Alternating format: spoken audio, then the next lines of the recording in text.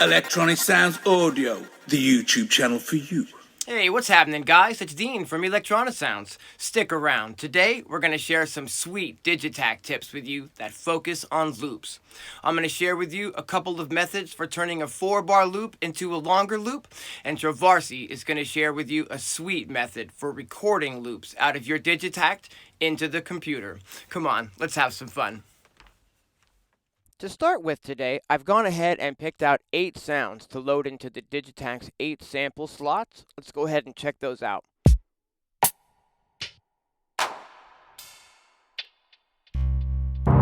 And we're going to start by writing a really simple 1-bar measure groove to start us off with. We're going to go ahead and start by putting in a 4 on the floor kick drum. I'm going to go ahead and hit the record button and go ahead and push in those triggers. So we've got our kick drum happening. I'm going to go ahead and move over to the snare.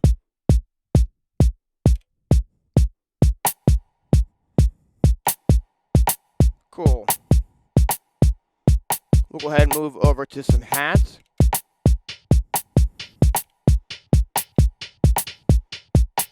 Fantastic. We'll go ahead and put in some clap action. Cool. Let's go ahead and put in some ride action too while we're at it.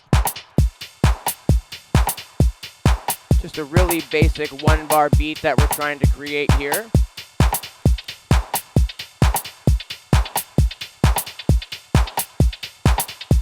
Cool. Got some hats in there. Let's go ahead and put just a really simple bass part in.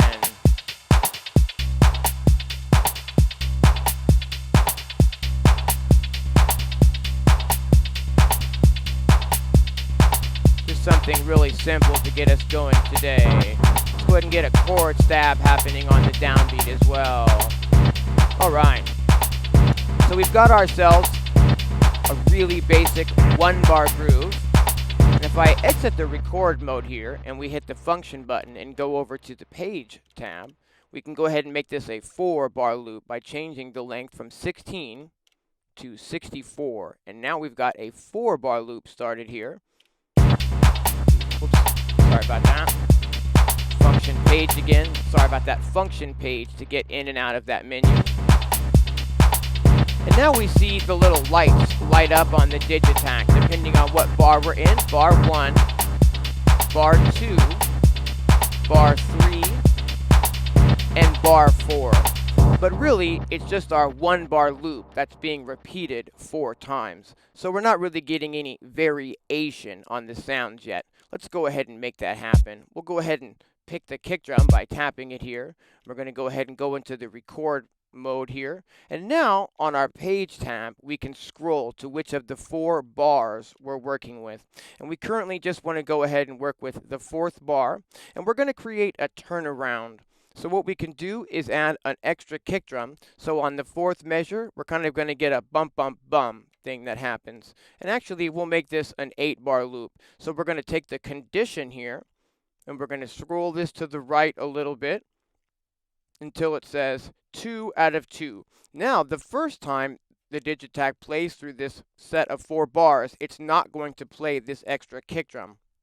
But the second time that we scroll through the loop, it's going to play that kick drum, essentially turning our 4-bar loop into an 8-bar loop. Check this out and we'll count it out. 1, 2, 3, 4, 5, 6, 7, and here comes that extra kick on 8. So basically, on the 8th bar, we've added ourselves an extra kick drum to kind of push that forward momentum of the groove. Let's go ahead and add a variation on this little rim sound on the same type of situation. On that 4th bar, we're going to make sure that we're in the page, bar 4, and maybe we want to put a couple of extra snare drums in on that, little bit of a turnaround here. So I'll pick the steps that I want to go ahead and activate here, and we're going to do the same thing we did before. We're going to scroll the condition until these read 2 out of 2. And now, the first time that it plays through the 4 bars, it's not going to play these extra snare notes. But the second time it plays through the 4 bars, it's going to play those. So basically on bar 8 now, it's going to play these extra kick drum, snare, what kind of rim sound?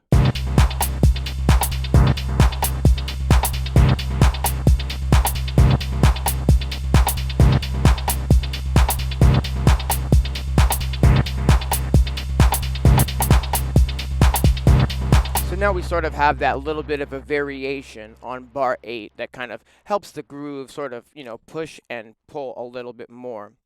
Be sure and subscribe if you're into this kind of content. I'm trying really hard to hit 10,000 subscribers before the end of 2020. On this channel, I talk about everything from making music with Digitakt to making music with iPad. I talk about sound design and building live jams. I talk about new gear. I talk about old gear, all that good stuff. Be sure and subscribe. One of the things that I really like to do is to now sort of take what's considering, an 8-bar loop and turn that into more of a 16-bar loop. Keeping in mind here that we're still just working with the same pattern.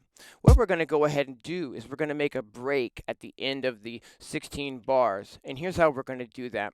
Okay, we've got it currently set to play all of these kick drums, every time it goes through, and we've got it set to play this kick drum on every other time that it goes through. But let's say we want to create, a rest at the end of bar 15, so we really get that push and pull and the ebb and flow and the forward momentum. We'll just kind of rest for a minute and then push forward into the next section. So what we want to do is to get these kick drums to not play on that bar. And here's how we're going to accomplish that. We're going to go ahead and just put a note in. Doesn't matter what sample you've got chosen here. We're going to go to the amplitude page. We're going to turn the volume of this note down. We're also going to go to the source tab of this page, and we're going to go ahead and turn the volume all the way down there as well. Then we're going to, you notice this whole time also that I'm holding down this step. So we're only affecting this step, not the other steps at this time. Fantastic. And then in the first page, this is the velocity. I've got this turned all the way down to 1. Now, on the very first page here that says trig, all we have to do is change this condition so that this happens not 1 out of 4, not 2 out of 4, not 3 out of 4, but 4 out of 4 times. This note will only play as the pattern scrolls through the entire pattern 4 times. Okay, but we're not going to actually hear this note because this note, I've taken the time to turn those volumes down. Okay, so it's only going to play every 4 bars, but we're not going to hear it. Now, what exactly is the point of that, Dean, to put in a note that we're not going to hear? What we're doing is we're using this note as a way to tell the Digitakt when not to play this note here, the one that's very next to it. So now I'm going to go ahead and hold that note. We're going to go back to the trig page, and I'm going to go ahead and change the condition. I'm going to go ahead and change the condition to where there's a line over the word pre. Now, the word pre means the previous step. So if I have it selected here, this note will only play if the previous step plays. But if I have it selected to where this note has the previous and a line over it, that means that this note will not play if there's a note that plays previously to this note. So follow me on this. This note only happens the 4th time through based on the condition. We don't hear it. All it does is, put a trigger here in a sense that we can use it to turn this off. So if I copy this here and I put it before this kick drum here, and I change this kick drum to the same settings as this kick drum, do not play if there's a note that plays previously. Follow me on this. Okay. There's a line over the word pre, so we're going to copy this trigger. We're going to paste that over here before this kick right here, and we're going to tell this kick here to not play if there's a note that plays previously to this note. We're going to do that same thing one more time and get rid of our turnaround kick on that 16th bar. So we're going to tell this one, actually, we're going to go ahead and leave that alone. That'll be fine for the turnaround as well. Okay, so what we've essentially done here is we've told our kick drum to pause on the turnaround bar when we go 4 times through the pattern. Check this out.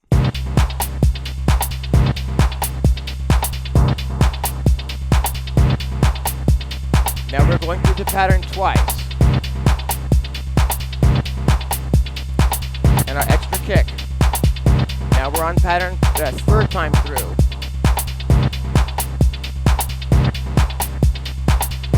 Now we're getting that rest on the fourth bar.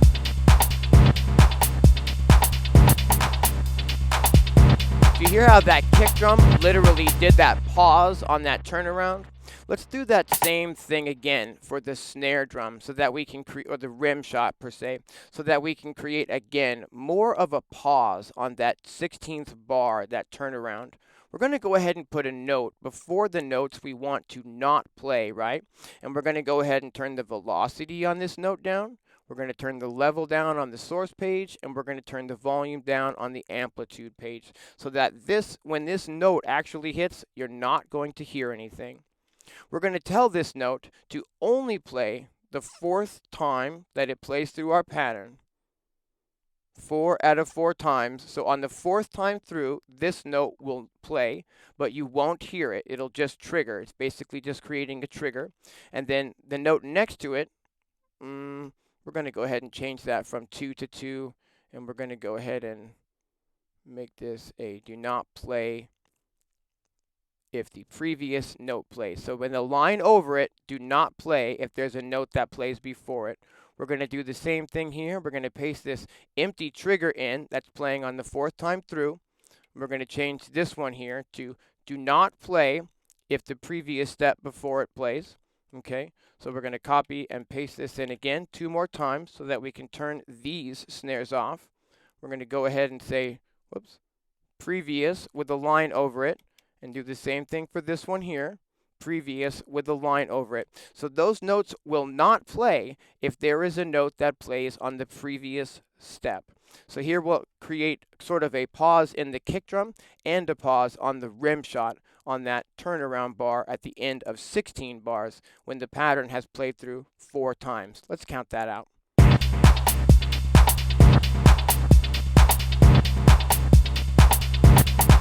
Here we now 2. We're playing through the pattern twice. There's that extra kick. Now we're on the third time through. And now we're going to get that pause when we get to bar 4. So do you hear how we've now paused the kick drum and this little rim sound on that fourth time through the pattern on bar 4? Let's do that same thing again for maybe another sound. How about this clap sound? I really want you guys to get this idea. So we're going to make sure that we're on the right bar. We're on the 4th measure. You know, you just get the page over to the 4th bar here. We're going to put a note in before the note that we want to mute. We're going to hold this down. We're going to take the velocity of this note down to 1, the level down to 0, and the amplitude volume down to 0. I don't know that we need to do all 3 of those. I'm just making darn sure that we get 0 volume on this note when it plays. Now we want to tell the Digitakt that this note should only play every time that the pattern is going through it for the 4th time. So the 4th time the pattern plays, this note will trigger, but we won't hear it because we've got the volumes down. Now we just tell the note next to it, do not play if there's a note previous to you that plays, okay? So we can copy and paste this little empty trigger in, and we can take this note here and tell it, do not play if there's a note that plays previous to you. Again, this note will only play on the 4th time through. Now we've got that clap muted as well. So on the bar 16 here, the kick will do a little mute, the rim shot will do a little mute, and our clap will also do a little mute. Let's count that out.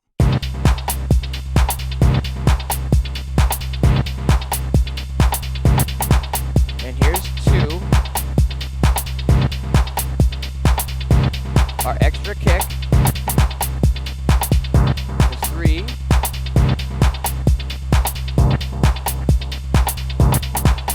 And now 4. And we're going to pause on bar 4.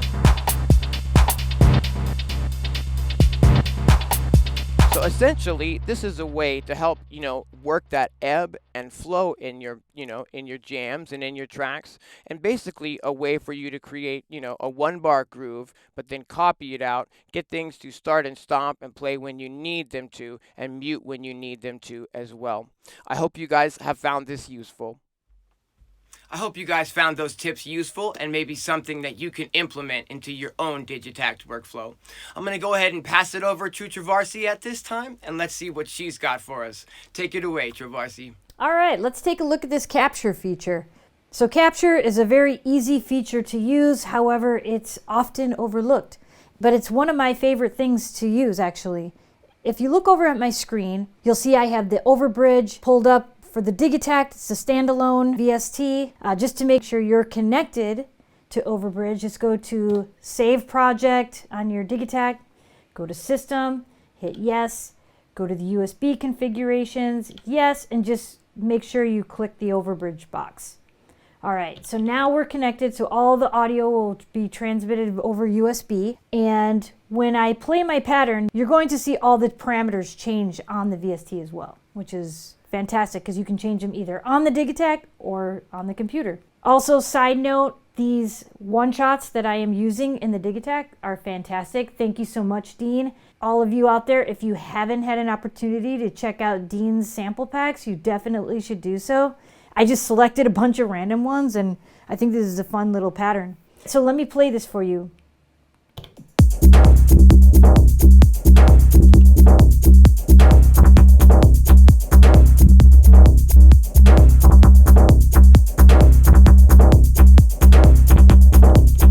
So you get the idea. You could see that the parameters were changing when I was changing the filter on the bass line. You could see it as well as hear it. So let's get to capturing. If you look at this little icon up top here, it looks like a little tape. We're going to click that, and it opens up another window. And you'll see that it says Monitor and Capture. You'll look here and see that the capture, I have all of them on with the exception of the input, because I'm not using the input on my Digitakt. So I am not only capturing the main, like the master channel, but I'm also going to capture the individual tracks. Again, if you look down here, you'll see an Open Destinations folder. If you click this, that's the folder that I'm showing down here. So I did a capture earlier today, so I'm just going to delete that so you don't get confused. This is where I opted to save my recordings. So I suggest setting that up first just so you can locate them later on and you don't forget where they are. All right, so you can monitor all the channels or you can not monitor. It'll still record regardless of whether you're monitoring or not. It's up to you. You can turn on and off whichever channels you want on or do not want on. All right, so let's capture. When I hit record here, I'm going to let the pattern play, mute and unmute, change the filter, and we'll listen back to the recording so you can see that it captured all those changes. Side note, and something to remember, it does capture all the parameters with regards to, changing the filters, shaping, adding distortion and what have you. It does not capture the effects. So the compression, the compression, the reverb, the delay, all of that is only captured on the master recording, on the main recording. Just something to remember. All right.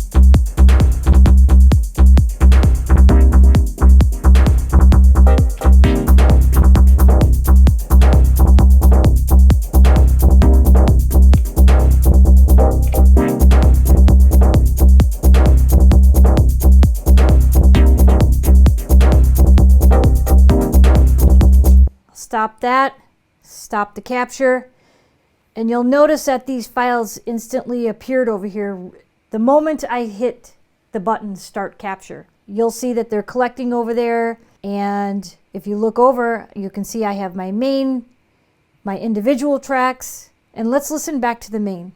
I'll kind of skip through where I know I...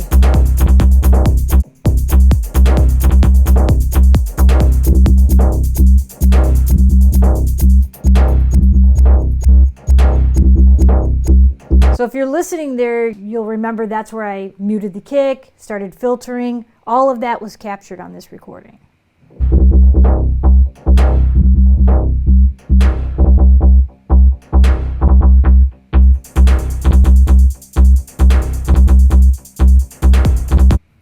One other thing to look at is if I look at the individual kick track,